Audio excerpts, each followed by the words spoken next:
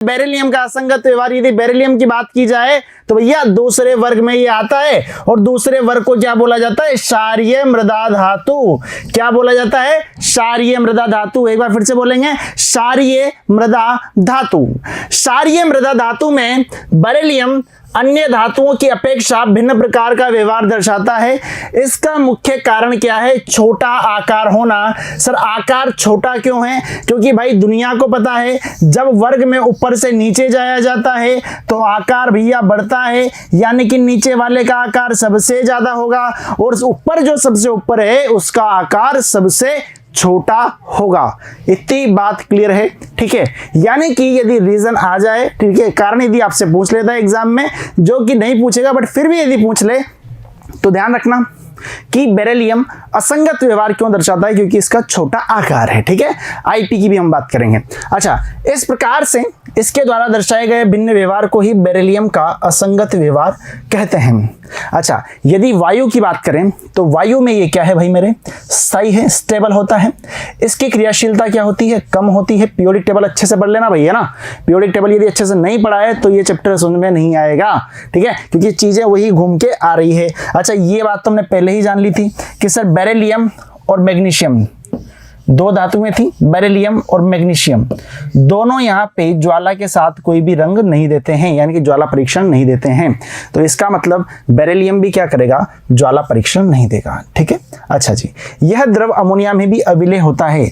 तो हमने एक और चीज जानी थी कि सर जो ज्वाला परीक्षण नहीं दे रहा है वो क्या होगा? वो अविलेय होगा, यानी कि वो विलेय नहीं होगा।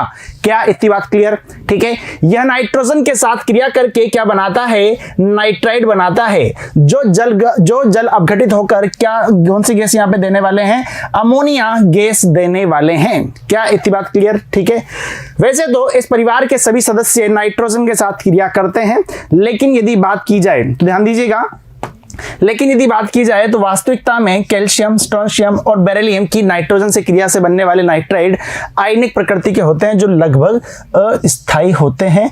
एग्जाम में पूछा हुआ क्वेश्चन है, यानी कि इंपॉर्टेंट है। ठीक है, यानी कि फिर से एक बार आपके एग्जाम में आपको देखने को मिल सकता है। क्लियर है? सहसंयोजक यौगिक बनाएगा। वापस से मतलब यार आप देखो ना, जो मैं पिछली से पिछली क्लास में पढ़ा चुका हूं, शायद मैं उन्हीं को रिपीट कर रहा हूं, है ना। यानी कि चीजें वही है, सिर्फ और सिर्फ एलिमेंट चेंज हो रहा है। वापस से आप वही बोलोगे सर सहसंयोजक यौगिक बना रहा है, कारण क्या रहेगा? कारण भैया एक ही रहेगा, फायांस रूल। ठीक है, अच्छा जी सर, इसका मतलब सर पिरिडिन और एथिल अल्कोहल की हम बात करें तो यहां भी विलय होना चाहिए, वहां भी विलय था लिथियम। ठीक है, वही बात है। अच्छा जी, बेरिलियम क्लोराइड, ठीक है, बेरिलियम क्लोराइड का जल अपघटन हो जाता है क्योंकि यह प्रबल अम्ल और वह दुर्बल क्षार से मिलकर बना हुआ लवण है। क्लियर है? बातें वही है, यूं मान के चलो रिवीजन चल रहा है ना। बेरिलियम ऑक्साइड एवं बेरिलियम हाइड्रोक्साइड, ठीक है, ये थोड़ा अलग देखने को मिलेगा। सहसंयोजक प्रकृति के होते हैं तथा ये क्या होते हैं? उभयधर्मी होते हैं।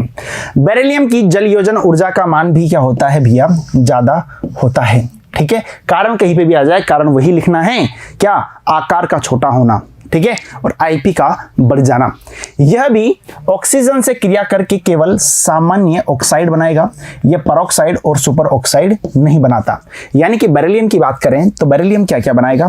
बेरिलियम ऑक्साइड बनाएगा, बट ये परऑक्साइड और सुपर ऑक्साइड पे विश्वास नहीं करता है, ये यानी कि ये इनके साथ में नहीं जाएगा। क्लियर है? यदि हम बात करते हैं बेरिलियम कार्बाइड की, ठीक है, बेरिलियम कार्बाइड का मतलब क्या हो गया कि एक तरफ बेरिलियम एक लिया है और एक तरफ हमने कार्बन लिया है। ठीक है, इनसे मिलके जो यौगिक बनेगा वो क्या होगा? यहाँ पे बेरिलियम कार्बाइड। बेरिलियम कार्बाइड जल अपघटित होकर कौन सी गैस देता है? मीथेन गैस देता है। एग्जाम में आया हुआ क्वेश्चन है फिर से। ठीक है, यानी क्वेश्चन पूरे यहीं से पूछे जाएंगे, एक एक वन लीनियर क्वेश्चन एग्जाम में किस तरह से बनेगा, यहाँ पे ध्यान से देखना। बेरिलियम कार्बाइड जल अपघटित होकर कौन सी गैस देता है? तो आपका आंसर क्या होना चाहिए? मीथेन गैस ये यहां पे देगा। जबकि इस वर्ग के अन्य सदस्यों के जो कार्बाइड हैं, यानी कि बेरिलियम के अलावा बाकी सब जितने भी कार्बाइड बनाते हैं वो जल अपघटित होकर क्या देते हैं? यहाँ पे एसिटिलीन देते हैं। क्लियर है? यानी कि सर एक असंगत व्यवहार यहां पे हमें फिर से मिल गया, है ना। यानी कि बेरिलियम कार्बाइड की हम बात करें B2C की, तो ये जल अपघटित होकर आपको क्या दे रहा है? मीथेन दे रहा है। ठीक है, मीथेन दे रहा है। लेकिन यदि हम अदर के कार्बाइड की बात करें जितने भी यहाँ पे बाकी के बचे हुए हैं उनकी यदि हम बात करें, चाहे हम मैग्नीशियम की बात कर लें, चाहे हम बेरियम की बात कर लें, ठीक है, चाहे हम यहाँ पे कैल्शियम की बात कर रहे हैं, वो सब यहाँ पे क्या देने वाले हैं, एसिटिलीन आपको देने वाले हैं। एसिटिलीन क्या होता है, C2H2, ठीक है, C2H2, ठीक है। चलो जी आगे हम बात करते हैं BeCl2, Cl2 2 यानी कि द्विलक, ठीक है, यानी कि ये क्या बनाएगा, यहाँ पे द्विलक बनाएगा, ठीक है। हेलोजन के साथ संयुक्त होकर के क्या बनाएगा, हेलोजन के यहाँ पे Cl, उसके साथ संयुक्त होकर क्या बनाने वाला है, यहाँ पे द्विलक बनाने वाला है, जो कि आपको कुछ इस प्रकार से दिखाई देता है। देख लो भाई, यहाँ पे दोनों के क्लोराइड हेलोजन सेतु युक्त द्विलक बनाते हैं। यदि मैं बात कर लेता हूँ बेरिलियम की और यहाँ पे एल्यूमिनियम की भी, देखो बेरिलियम की हम बात करें तो BeCl2 आपको कुछ इस प्रकार से नजर आएगा, ठीक है, और आपको यदि दूसरा अणु देखना हो तो आपको इस प्रकार से नजर आएगा। यहाँ पे क्या बनेगा, बेरिलियम और क्लोरीन के बीच में क्या बनेगा, यहाँ पे एक ब्रिज बनेगा, एक सेतु का निर्माण होगा, ठीक है। उसी प्रकार से आप यहाँ पे एल्यूमिनियम में भी देख सकते हैं, क्लियर है, ठीक है। AlCl2, बेरिलियम कार्बाइड, वापस से वही B2C, बेरिलियम कार्बाइड एवं एल्यूमिनियम कार्बाइड जल अपघटित होकर मीथेन गैस देते हैं। अब बात करते हैं यहाँ पे बेरिलियम और एल्यूमिनियम के विकर्ण संबंध की, ठीक है, यानी कि जो यहाँ पे समानता है बेरिलियम दिखाएगा वही एल्यूमिनियम दिखाएगा। यदि देखें यहाँ पे तो ध्यान से समझना, विकर्ण संबंध क्या होगा, ली ना की रब से फरियाद, ठीक है, बेटा मांगे कार स्कूटर, और इधर बैंगन आलू गाजर ऐसा जाता है, ठीक है। तो बेरिलियम और एल्यूमिनियम कुछ इस प्रकार से यहाँ पे विकर्ण संबंध दर्शाते हैं, ठीक है, वो दूसरे ब्लॉक में चला गया। अच्छा अब देखना, बेरिलियम और एल्यूमिनियम में कुछ समानताएं रहेगी विकर्ण संबंध होने की वजह से, वो कौन सी रहेगी, ध्यान से समझना।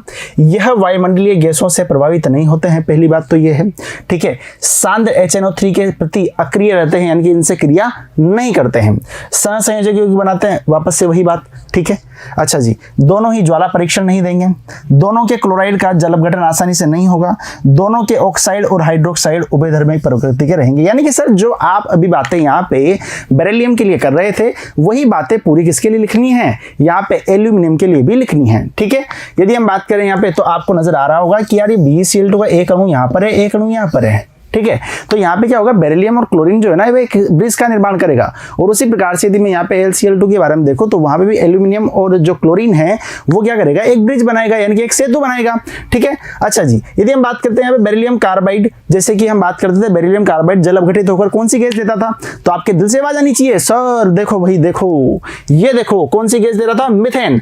तो यह भी क्या देगा, यह भी अपने एल्यूमिनियम कार्बाइड जो है वो भी क्या देगा भैया, मीथेन गैस यहाँ पे देगा, ठीक है। रिएक्शंस नीचे लिखी हुई है, ये बेरिलियम कार्बाइड की, एल्यूमिनियम कार्बाइड की, ठीक है। एक बार इसको आप देख लेना, यहाँ भी आपको मीथेन गैस मिलेगी, यहाँ भी आपको मीथेन गैस देखने को मिल जाएगी, क्लियर है, ठीक है, कोई दिक्कत यहाँ पे नहीं है। चलो जी, तो ये क्या था यहाँ पे बेरिलियम और एल्यूमिनियम का विकर्ण संबंध, इसमें कुछ भी नहीं यार, अलग से टॉपिक कुछ भी नहीं है ना। जैसे कि आपने लिथियम पढ़ लिया पहले, ठीक है, अब लिथियम यदि आपने पहले पढ़ लिया तो आप उसके बाद में लिथियम मैग्नीशियम में विकर्ण संबंध निकाल सकते हैं, ठीक है। बेरिलियम पढ़ लिया तो बेरिलियम मैग्नीशियम में भी विकर्ण संबंध होता है, इनकी चीजें वही है जो आप बेरिलियम और लिथियम के बारे में पढ़ रहे थे, उससे ज्यादा कुछ भी नहीं है, ठीक है भाई, कोई दिक्कत यहाँ तक नहीं है। अब अगली क्लास में हम बात करेंगे यहाँ पे कंपाउंड्स के बारे में, ठीक है, यानी कि जो यहाँ पे एक्स्ट्रा कंपाउंड्स बचे हुए हैं आपकी बुक के, ठीक है, उनको हम देख लेंगे, सीमेंट को भी हम जमाएंगे, ठीक है। तो अगली क्लास में भवन का निर्माण करेंगे, ठीक है, बिल्डिंग्स वगैरह बनाएंगे। तो मिलते हैं अगली क्लास में, धन्यवाद।